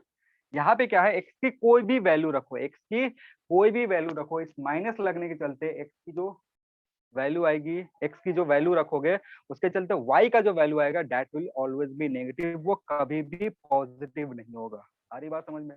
मतलब ग्राफ पॉजिटिव देगा, पॉजिटिव वाई देगा या नेगेटिव वाई देगा, वो किस पे डिपेंड करता है, वो डिपेंड करता है एक्स का जो कोफिशिएंट है उस पे। अगर एक्स का कोफिशिएंट नेगेटिव है तो ग्राफ किधर दिखेगा, नीचे की तरफ दिखेगा। अगर एक्स का कोफिशिएंट जो है वो पॉजिटिव है तो ग्राफ के ऊपर की तरफ दिखेगा। है या ना। ये अभी पैराबोला का सबसे सिंपल ग्राफ है। क्लियर है, किसी कोई कंफ्यूजन, आगे बढ़े। अब समझना, अगर इसी ग्राफ में, ये ग्राफ नंबर 3 है, इक्वेशन में मैं थोड़ा सा चेंज कर रहा हूँ, जो जो चेंज आता है इक्वेशन में वो मैं बारी बारी से करके बताऊंगा। अगर 3 में देखोगे समथिंग ए से मल्टीप्लाई कर दिया, क्या करा हमने, y is equal to a x square लिखा, तो y is equal to x square लिखने से ना ग्राफ ऐसा ही दिखेगा, बस इसमें क्या होगा, या तो ग्राफ ऐसे सिकुड़ जाएगा या तो ऐसे फैल जाएगा। ठीक है, जैसे ही मल्टीप्लाई करोगे ए से, तो ए अगर लेस देन 0 है और एक ग्रेटर देन 0 है, तो उसके लिए ग्राफ सिकुड़ जाता है या ग्राफ फैल जाता है। हमारी बात समझ में, समझो कैसे फैल रहा है। पहले क्या था, y is equal to x square था, तो अगर हम x की वैल्यू 1 रख रहे थे, x की वैल्यू 1 रखे थे, तो y कितना आया था, 1 आ रहा था। ठीक है, अगर हमारे पास y is equal to 2x square है, समझना y इज इक्वल टू कितना है, 2x स्क्वायर है, तो अब x 1 रखोगे तो y की वैल्यू 1 नहीं होगी, कितनी होगी, 2 होगी। y की वैल्यू कितनी होगी, 2 होगा। 2 से मल्टीप्लाई करने के चलते अगर x 1 रखोगे तो अब y का वैल्यू 2 होगा। समझना, पहले क्या आ रहा था, जब x 1 पुट कर रहे थे तो y भी 1 आ रहा था, x 1 पुट करा, y कितना 1 आया। लेकिन अभी क्या करना है, अभी जैसे ही हम x की वैल्यू 1 पुट कर रहे हैं तो अभी y कितना आ रहा है, 2 आ रहा है, मतलब y का ही इधर आएगा। अब बताओ ये पीछे की तरफ कब सिकुड़ेगा, जब a इज ग्रेटर देन 1। ये किसका ग्राफ है, ये जब स्लोप, ये जब a 1 है तब है, जब a ग्रेटर देन 1 होगा तो ग्राफ कैसे सिकुड़ता है, अंदर की तरफ। a ग्रेटर देन 1 है तो ग्राफ कैसे सिकुड़ रहा है, अंदर की तरफ। तो ये बाहर की तरफ अगर सिकुड़ रहा है तो इस केस में a क्या होगा, लेस देन 1। कोई कंफ्यूजन किसी को, सिकुड़ना फैलना समझ में आ रहा है, जल्दी बोलो हाँ या ना बोलो, आगे बढ़ो। Yes sir. ठीक है ना, तो सेम चीज इसके साथ भी होगा। अगर कोई कोफिशिएंट से मल्टीप्लाई करोगे तो जो तुम्हारा सबसे आसान वाला ग्राफ था, या तो वो फैल होगा या तो वो सिकुड़ेगा, डिपेंड करेगा तो किस टाइप के कोफिशिएंट से मल्टीप्लाई करते हो। तो यहाँ मैंने दो चीज समझाया, पहला अगर पॉजिटिव ए है तो ग्राफ ऊपर की तरफ होगा, सर ए अगर, हाँ बोलो। सर वो अगर ए ग्रेटर देन है ना प्लस भी पॉजिटिव होगा तो वो क्या दोनों तरफ ही सिकुड़ेगा या एक नहीं तरफ? नहीं, क्या पहले फिर से बोलो, क्या बोल रहे हो। वो सर ये अगर पॉजिटिव होगा तो ग्राफ ए तो पॉजिटिव है, सिकुड़ेगा, हाँ ग्राफ ए पॉजिटिव सिकुड़ेगा। होगा, ग्राफ कब सिकुड़ेगा, जब ए पॉजिटिव है और ग्रेटर देन 1 है। हाँ ग्रेटर देन 1। समझने के लिए इस ग्राफ की बात कर रहा हूँ, ये ग्राफ के लिए ए पॉजिटिव होगा क्योंकि ऊपर जा रहा है, वाई हमेशा पॉजिटिव रह रहा है तो ए को पॉजिटिव होना है। दूसरा चीज, ये सिकुड़ के इधर जाएगा या फैलेगा वो डिसाइड करता ए का वैल्यू। वैल्यू अगर लेस देन 1 है तो ये बाहर की तरफ फैल देगा, अगर ग्रेटर देन 1 है तो ये अंदर की तरफ सिकुड़ेगा। ठीक है, अब वो बोलो सर क्या कंफ्यूजन आ रहा है तुमको। ग्राफ का दोनों तरफ ही सिकुड़ेगा या एक तरफ? अरे दोनों तरफ कैसे, मतलब इधर की तरफ, ये वाला टर्म पूछ रहे हो, इधर हाँ इधर इधर। हाँ। अरे ये भी सिकुड़ेगा ना यार, अगर -1 रखोगे, -1 रख रहे हो तो पहले क्या आ रहा था, 1 आ रहा था। पहले क्या आ रहा था, ये जो ग्राफ होता है ना, ये जो ग्राफ है ये वाई एक्सिस के सिमेट्रिक होता है। ये जो ग्राफ है क्या हो रहा है, वाई एक्सिस के सिमेट्रिक है, मतलब अगर इधर जो भी चेंज होगा वो चेंज इधर भी दिखेगा, क्योंकि 1 पे जो वैल्यू आएगा वही वैल्यू -1 पे भी आएगा। तो अगर इसका 1 पे वैल्यू ओके कितना आ सर। रहा था, 2 आ रहा था, तो -1 पे वैल्यू कितना आएगा, 2 आएगा, तो दोनों तरफ सिकुड़ेगा। इसलिए तो मैंने दोनों तरफ ड्रॉ करा है, देखो इधर भी और इसके लिए भी, इधर भी। ठीक है, हाँ तो ये तीसरा कंक्लूजन है। तो ये सेम चीज इधर भी होगा, यही सेम चीज अगर ए यहाँ पुट करोगे, ए पुट करोगे तो ग्राफ जैसे -a अगर कर दिया तुमने यहाँ पे, तो या तो ग्राफ इस तरीके का हो सकता है या फिर बाहर की तरफ एक्सपैंड हो सकता है, ये एलिप्स है। अब देखते हैं चौथा चेंज, समझना थोड़ा सा। चौथा जो ग्राफ है मैं ऐसा लिख रहा हूँ, y is equal to x square plus b लिख रहा हूँ। समझना, y क्या लिखा हूँ, y is equal to x square plus b लिख रहा हूँ। अभी भी ये जो ग्राफ है ये किसका है, अभी भी ये जो ग्राफ है ये किसका है, पैराबोला ही है। लेकिन अब समझना, अगर x 0 पुट करोगे तो क्या y 0 होगा, नहीं होगा। x अगर 0 पुट कर रहे हो तो y 0 नहीं होगा, क्यों, क्योंकि पुट करके देखो y की वैल्यू कितनी आ रही है, b आ रही है। मतलब अभी का ग्राफ का जो वर्टेक्स होगा ना, ऐसा लिखने के चलते ग्राफ का जो वर्टेक्स होगा वो शिफ्ट हो गया। कहाँ शिफ्ट हो गया? उसका वाई कोऑर्डिनेट बी हो गया। आ रही बात समझ में? मतलब अगर कुछ इस तरीके का ग्राफ दिया हुआ है तो समझना, एक्स की वैल्यू 0 रख रहे हैं तो वाई कितना है? बी है, मतलब ग्राफ ऊपर चला गया। कितना ऊपर? 0, बी, यानी वर्टेक्स पहले जो 0 0 था, अभी वो कितना हो गया? 0, बी हो गया। आ रही है बात समझ में? जल्दी बोलो, हाँ या ना? हाँ क्या करें? एक्स की वैल्यू 0 पुट करके देखा, 0 पुट करके देखा तो वाई कितना आ रहा है? बी आ रहा है, ठीक है ना? वाई बी आने का मतलब है जो ग्राफ पहले ओरिजिन पे था वो कितना ऊपर चला गया? ऊपर चला गया। कितने से? बी से ऊपर चला गया।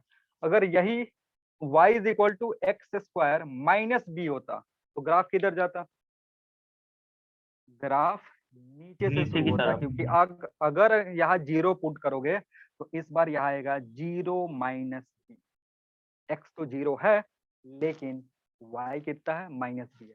मतलब जब भी यहाँ पे क्या कर रहे हैं, x में अगर कुछ चीज ऐड कर रहे हैं, x में कोई वैल्यू ऐड कर रहे हैं, यहाँ पे ये पूरा टर्म अगर ऐसे लिख रहे हो तो ये ग्राफ क्या आएगा? ऊपर जाएगा। अगर इस तरीके से लिख रहे हो तो ये ग्राफ क्या आएगा? नीचे आएगा। इसको लिखने का एक अलग तरीका भी होता है, this can also be written as y minus b is equal to x square.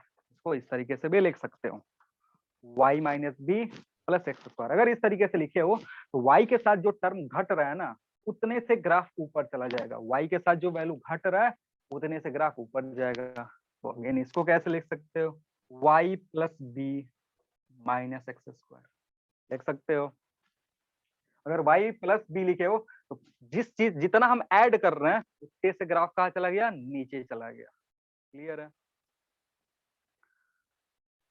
यहाँ पे समझना जरूरी है क्योंकि पैराबोला का इक्वेशन जो आता है ना प्रोजेक्टाइल मोशन में, वो इसी इक्वेशन को, इसी में से किसी एक इक्वेशन को फॉलो करके आता है। तो अगर ये समझ गया रहेगा तो वहां पे मैं सीधे इक्वेशन लिखूंगा, बोलूंगा कि this is satisfying parabolic equation, बस काम खत्म। अगर नहीं समझ में आएगा तो फिर वहां पे इस तरीके का एक्सप्लेनेशन देना पड़ेगा। किसी को कोई डाउट है? जल्दी बोलो, नहीं है? आगे बढ़े। तो ये सारे जो चेंज है ये याद रखना। अब एक पांचवा जो चेंज है वो मैं बता रहा हूँ, थोड़ा सा और समझना। अगर कुछ इस तरीके का y is equal to x minus c square, अगर ऐसा दिया हुआ है, y कितने के बराबर है? समझो y कितने के बराबर है? y is equal to x minus c square है, ठीक है? तो अब क्या होगा? देखो, अगर यहाँ पे y 0 पुट कर रहे हो, अगर यहाँ पे क्या पुट करोगे? y 0 पुट करोगे तो x कितना होगा? y 0 अगर पुट कर रहे हो, x की वैल्यू c होगी। मतलब ये जो ग्राफ है ना, अभी देखो पहले ऊपर की तरफ शिफ्ट हो रहा था जब इधर बाहर कोई टर्म ऐड करे थे। x के अंदर ही टर्म कोई ऐड करोगे ना तो इस बार ग्राफ ऊपर नहीं जाएगा, साइड में शिफ्ट होगा, इधर कहीं, इधर शिफ्ट होगा, साइड में शिफ्ट होगा c,0 पे, और ये कहीं कट करेगा y एक्सिस को। कट कहाँ पे करेगा? जहाँ x 0 है। तो x 0 करोगे तो c की वैल्यू होगी, ये y की वैल्यू होगी c स्क्वायर। आ रही है बात समझ में? जो ग्राफ हमने प्लॉट करा उसके अकॉर्डिंग ध्यान से देख लो। y इज इक्वल टू क्या है? x माइनस सी स्क्वायर है, x माइनस सी स्क्वायर है। यानी अगर यहाँ पे y 0 करने का मतलब है ये एक्सिस, y 0 करोगे तो x की वैल्यू कितनी होगी? c होगी। तो c पे कट करा, c,0। अगर तुम x 0 कर रहे हो, यहाँ पे क्या करा हमने? x 0 मतलब वर्टिकल एक्सिस, x 0 मतलब वर्टिकल एक्सिस, तो y कितना आएगा? c स्क्वायर के बराबर आएगा, c स्क्वायर लिख दिया, ठीक है? मतलब अगर इस तरीके का ग्राफ दिया हुआ है यहाँ पे, इसको एक्सपैंड करोगे तो तुमको क्या दिखेगा? ध्यान से देख लो, एक्सपैंड करोगे तो दिखेगा x square minus 2cx plus c square. मतलब y इज इक्वल टू, अगर ऐसा कोई ग्राफ दिया हुआ है और उसका वर्टेक्स हमें पता करना है, उसका वर्टेक्स पता करना है तो हम पहले उसको सिंप्लीफाई करेंगे इस फॉर्म में। इस फॉर्म में सिंप्लीफाई करोगे तब जा करके तुमको वर्टेक्स दिखेगा। क्लियर है? इस इक्वेशन से डायरेक्टली तुम वर्टेक्स अगर इस तरीके का है तो कंपेयर करके बता सकते हो, और नहीं बता सकते हो तो फिर इधर कन्वर्ट कर लो। आ रही बात समझ में? बोलो जल्दी, आगे बढ़े। अगर इसी को हमने क्या कर दिया? प्लस कर दिया, अगर इसको प्लस करोगे तो ग्राफ किधर की तरफ शिफ्ट होगा, प्लस करोगे ग्राफ किधर शिफ्ट होगा। पहले क्या हो रहा था, जब माइनस करा था लेफ्ट तो में। राइट की था, पहले माइनस करे थे तो इधर शिफ्ट हुआ था, और अगर प्लस करेंगे तो यही ग्राफ किधर शिफ्ट होगा, उल्टा शिफ्ट होगा। इस तरीके का शिफ्टिंग होगा। ये तुम्हारा -c, 0 कट कहाँ करेगा, 0, c² पे। ठीक है, ये इक्वेशन इसको सेटिस्फाई करेगा। ठीक, अगर इसके बाहर मैं माइनस लगा दूं, इसके बाहर क्या कर दूं, माइनस लगा दूं, तब क्या होगा।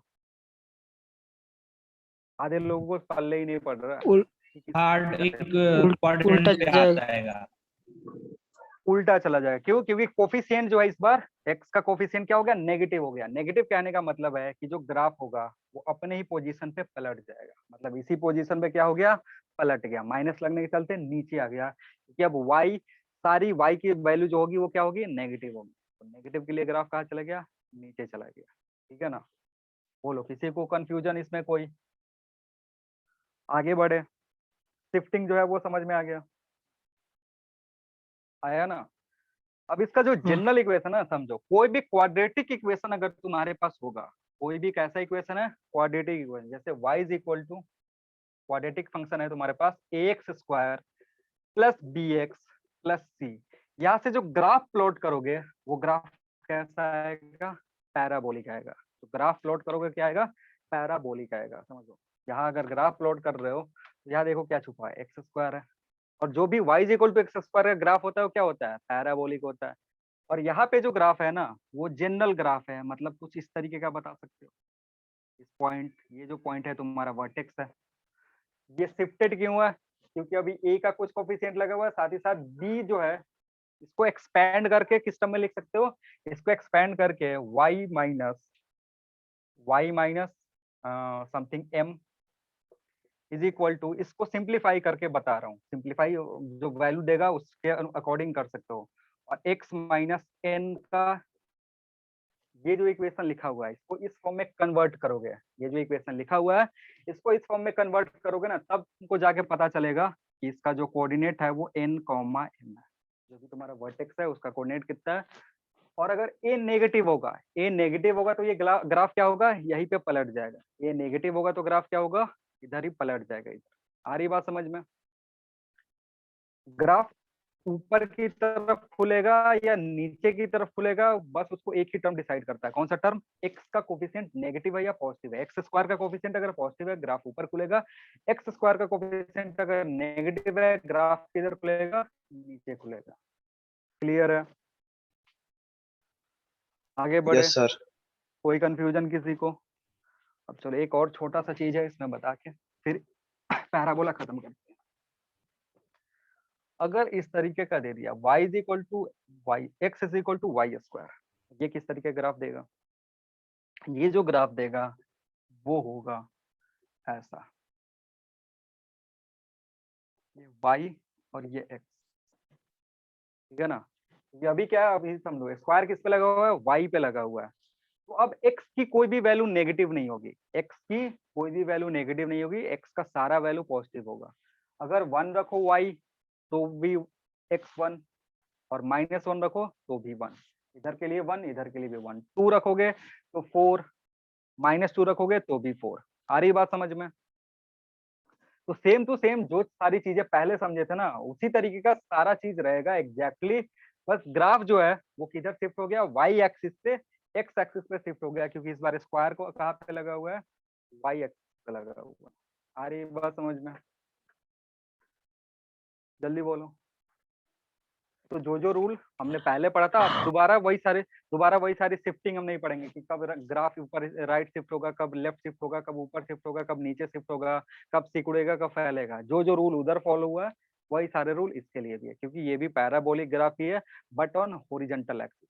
ये हॉरिजॉन्टल पैराबोला है, जो हमने पहले पढ़ा था वो वर्टिकल पैराबोला है। तो हॉरिजॉन्टल पैराबोला कब आता है, जब हम y को स्क्वायर करते हैं। वर्टिकल पैराबोला कब आता है, जब हम x को स्क्वायर करते हैं। ठीक है, हटा दे इसको। तो कोई भी अगर तुमको क्वाड्रेटिक इक्वेशन दिख रहा है, क्वाड्रेटिक इक्वेशन, क्वाड्रेटिक फंक्शन के ग्राफ जो होता है वो कैसा होता है, पैराबोलिक नेचर का होता है, ठीक है ना। पैराबोलिक नेचर का जो हम पढ़ेंगे आगे की तरफ, प्रोजेक्टाइल मोशन में पढ़ेंगे, या फिर एक एग्जांपल में बता दे रहा हूँ। जैसे अगर तुमको दिया s is equal to half AT square, s is equal to half AT square दिया हुआ है, तो आज जो s versus t graph plot करोगे, एस वर्सेस टी ग्राफ जो प्लॉट करोगे, that graph will be parabolic. और समझो, अगर ए पॉजिटिव है, अगर एक्सीलरेशन पॉजिटिव है, तो ग्राफ ऊपर खुलेगा या नीचे खुलेगा? ऊपर। अगर एक्सीलरेशन पॉजिटिव होता है, ये अगर पॉजिटिव है तो ग्राफ कैसा खुलेगा, तरीके का खुलेगा, ठीक है। आ रही बात समझ में?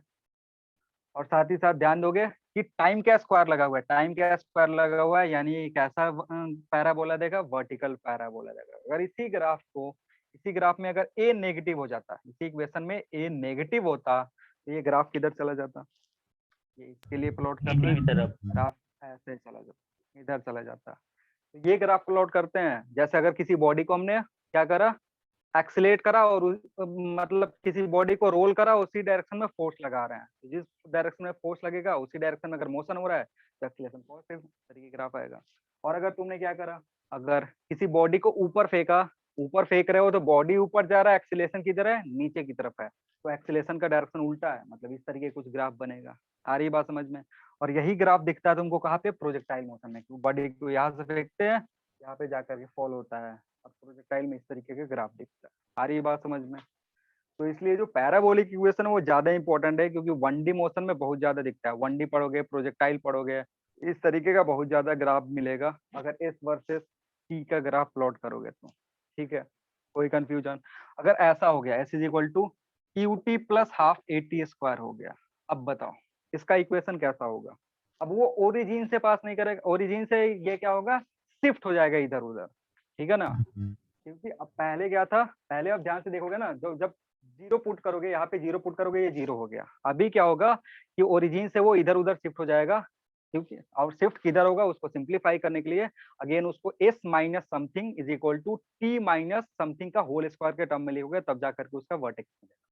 तो वो हम फिर जब पैराबोला की पढ़ेंगे ना उधर ये प्रोजेक्टाइल में, तो वहां पे जो इक्वेशन आएगा उसको बढ़िया से करके दिखाएंगे कि क्यों जो ग्राफ है वो ओरिजिन से टच करके नहीं बनाते हैं, उसका वर्टेक्स ऊपर की तरफ होता है, और ग्राफ इस तरीके का बनता है। ग्राफ अगर ध्यान दोगे तो ग्राफ इधर बनेगा, मतलब इसका वर्टेक्स कहाँ है, कहीं पे इधर है, ठीक है।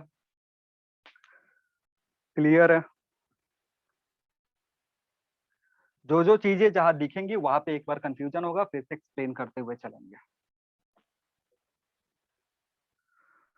दो छोटे छोटे और इक्वेशन है, उनका ज्यादा जरूरत नहीं पड़ता, जैसे एक इलिप्स है, फोर्थ होगा शायद। टाइम कितना बचा, टाइम हो गया? चलो ठीक है, तो इलिप्स और हाइपरबोला नेक्स्ट क्लास में पढ़ लेंगे। हेडिंग लिख लो।